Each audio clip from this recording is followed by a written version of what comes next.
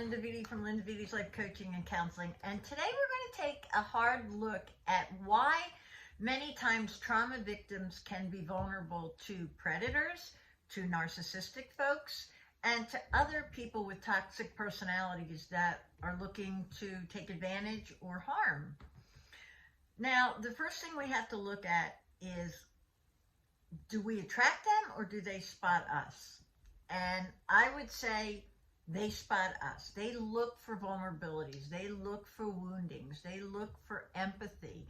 They look for how we interact with other people. They look for a lot of different things that we might not be aware that we're doing or putting off, so to speak. So what's the number one thing you can do for yourself to prevent this? Do your own deep dive. Do your own work, guys. You've got to get deep into doing your own work, and when you do that, you see your vulnerabilities. You see the things that you put up with maybe in your familiar relationships. You see some of your tendencies that other people can pick up on that you never noticed about yourself. So doing a deep dive is one of the most important things you can do. The other thing we can look out for is we romanticize relationships a lot. You know, you ever hear, oh, he's my soulmate, it's so magical. Well, this makes it very easy for someone who's manipulative or looking to take advantage to play a role at the beginning, to love bomb, to charm, to ask you all your vulnerabilities because they want to know everything about you, when in actuality, they're looking for ammunition to use against you later on. And so these are things we may not think about. We also make excuses for people. Sometimes we so want to be loved because of our woundings that we'll put up with things that we shouldn't put up with. We'll give second chances, we'll make excuses, we'll do things like that, which is not healthy for us. And there's something called a trauma bond. And yes, we are susceptible to trauma bonds because we have trauma injuries. So a trauma bond is when there's something familiar about the person that reminds you of the person who caused the trauma against you. So at the beginning, you may not see this. It may just be an underlying feeling and you have no idea where it's coming from. That's why trauma bonds are so dangerous and insidious, because once you're bonded, it's almost like you're addicted to that person.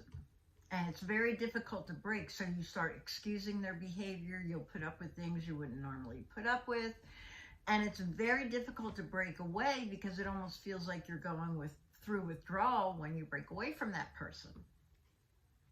So trauma bonds can be very dangerous for us. We also have to be careful of reactive abuse. Reactive abuse is when someone taps into our woundings and pushes us to a point where we emotionally can't hold it back anymore, and we explode in emotion, we explode in tears, we explode in anger, all kinds of things that make us look like we're not mentally stable. And then we start doubting whether we're mentally stable, and maybe we're the screwed up one in this relationship, and we're the one who should not be sorry because you're the one doing the crazy emotional stuff. Well, that's simply reactive abuse, and predators and narcissistic people will use that as a way to destabilize you, basically. So there are a lot of things that we can do and be aware of in our relationships to keep ourselves safe.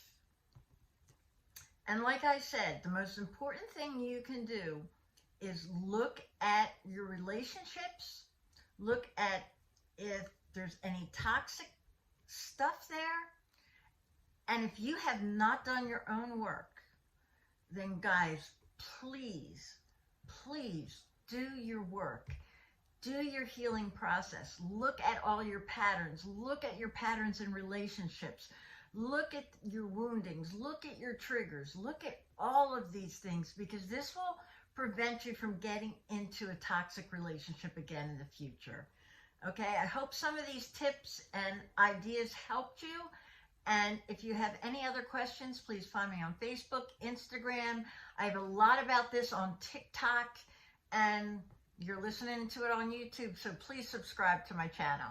Okay, we'll see you next time. Bye, guys.